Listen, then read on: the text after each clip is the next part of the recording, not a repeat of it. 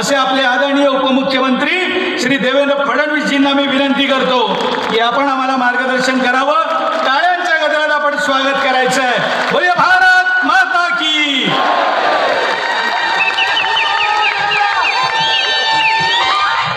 छत्रपती शिवाजी महाराज की, धर्मवीर छत्रपती संभाजी महाराज की जय भवानी, जय भवानी, जय जय जय जय जय भवानी,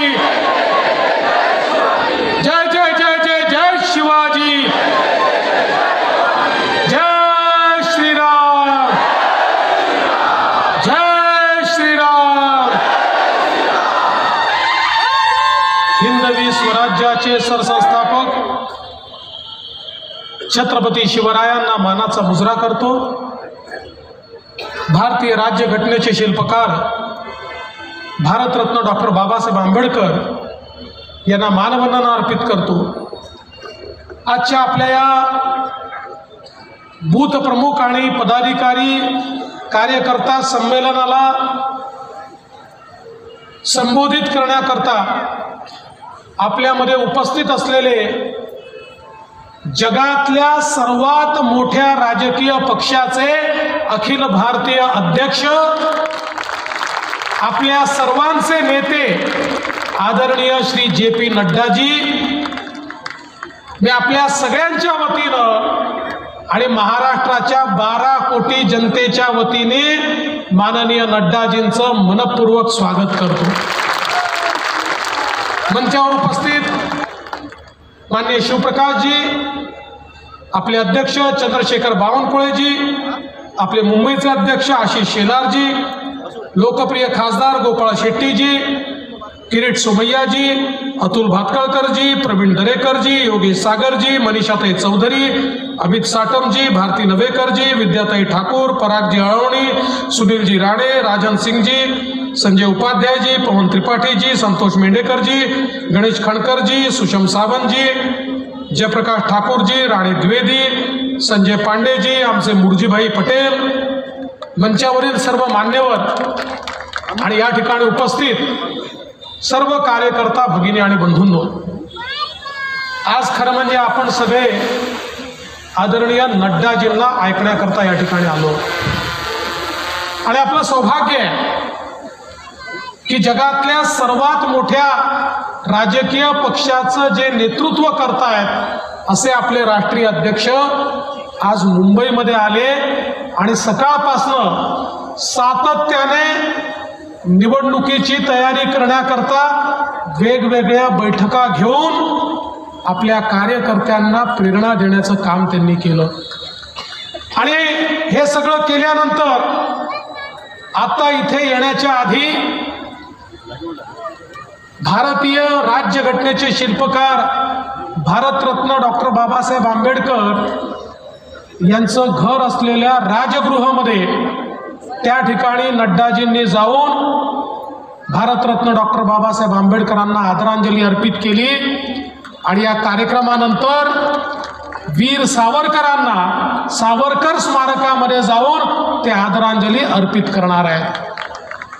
बंधू भगिनींनो, आशिषजींनी आणि बावनकुळे साहेबांनी अतिशय सुंदर अशा प्रकारचं विवेचन आपल्या पुढे केलं आहे।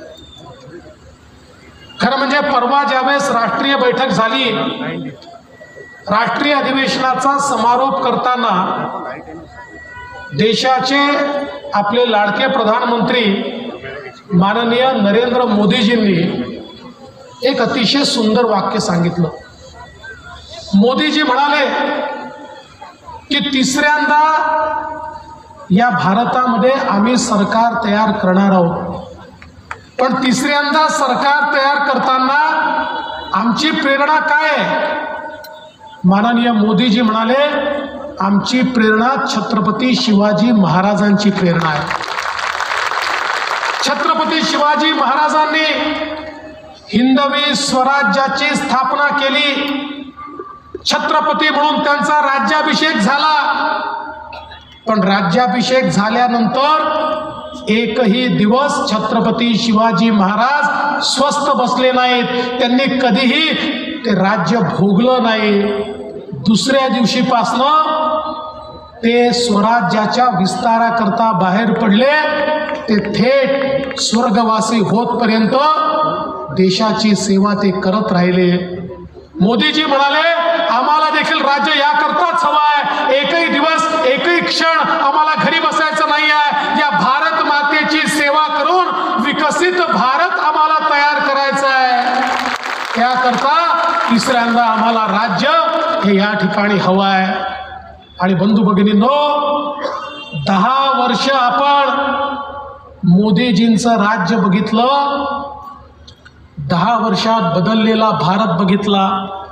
जगामध्ये बदललेली भारताची प्रतिमा आपण बघितली. भारताचा आत्मसन्मान, भारताचा स्वाभिमान, भारतीयाचा आत्माभिमान सगळं बदललेलं आपण पाहिलं. एक मजबूत भारत होताना आपण बघितला. भारतामध्ये रस्ते झाले, भारतात रेल्वे झाली, भारतामध्ये एअरपोर्ट झाले, भारताच्या गरीबाला गरीब कल्याणाच्या योजना मिळाल्या, घर मिळालं, शौचालय मिळालं, सिलेंडर मिळालं. त्या ठिकाणी भारताच्या तरुणाईला स्टार्टअप सारख्या योजनेतनं मोठ्या प्रमाणात कर्ज मिळालं. एक बदलणारा भारत हा आपण बघितला. पण मोदीजींच्या ज्या संकल्पना आहेत त्या संकल्पना पाहिल्यानंतर मी असं म्हणेन, 10 वर्ष हे तर ट्रेलर होतं, पिक्चर अभी बाकी है. पुढचे 5 वर्ष हे या 10 वर्षापेक्षाही भारी असणार आहेत. पुढचे 5 वर्ष विकसित भारताची मुहूर्तमेढ करणारे असणार आहेत. पुढचे 5 वर्ष भारताला आर्थिक महासत्ता बनवणारे असणार आहेत. पुढचे 5 वर्ष भारताच्या गरिबी निर्मूलनाच्या अंतिम लढ्याचे असणार आहेत. पुढचे 5 वर्ष भारताला जगाचं नेतृत्व करणारे असणार आहेत. पुढचे 5 वर्ष जगाला हेवा वाटावा अशा भारताच्या निर्मितीकडे जाणारे 5 वर्ष असणार आहेत. आणि म्हणून भारतीय जनता पक्षाचे कार्यकर्ते म्हणून मोदीजींनी केवळ 100 दिवस आपल्याला मागितले आहेत. 100 दिवस. हे 100 दिवस भाजपा करता नाही, हे 100 दिवस भारता करता आपल्याला द्यायचे आहेत. कारण भारताचं भवितव्य हे मोदीजींच्या हातून त्या ठिकाणी घडणार आहे. भारतीय जनता पार्टी निवडून आणण्यापेक्षा भारताला मजबूत सरकार आणि मजबूत नेता देणं हे याच्या पाठीमागचा आपला उद्देश आहे. आणि म्हणून एका मोठ्या ध्येयाकरता आपण सगळे मैदानात उतरलो. आणि मुंबईने तर मोदीजींवर आतोनात प्रेम केलाय. मी तर हे दाव्यानं सांगतो, जगाचं रेटिंग येतं, जगातले सर्वात प्रसिद्ध नेते मोदीजी आहेत. देशामधलं रेटिंग येतं, मोदीजी सर्वात प्रसिद्ध आहे.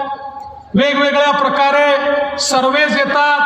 पण मी दाव्याने सांगतो, देशातल्या शहरांमधला सर्वे घेतला तर मोदीजींवर सर्वाधिक प्रेम करणारे लोक कुठे आहेत तर ते मुंबईतच आहेत. अशा प्रकारचा सर्वे आल्याशिवाय राहणार नाही. इतकं मुंबईकरांचं प्रेम हे मोदीजींवर आहे. आणि म्हणूनच 2014 असो, 2019 असो, विधानसभा असो, लोकसभा असो, भरभरून 2017 पण भरभरून मोदीजींच्या नावावर, मोदीजींच्या कामावर भारतीय जनता पक्षाला मुंबईच्या जनतेने दिलं. पण दुर्दैवाने आमचे जे जुने मित्र होते, जे मोदीजींचा एवढा मोठा फोटो लावायचे, निवडणुका आल्या की त्यांच्या पोस्टरवर उद्धवजींचा फोटो स्टॅम्प साईज आणि मोदीजींचा फोटो लाईफ साईज, आणि त्या ठिकाणी मतं मागायचे आणि निवडून यायचे. आणि निवडून आल्याबरोबर रोज मोदीजींच्या नावाने शिमगा करायचे, रोज आपल्यावर टीका करायचे.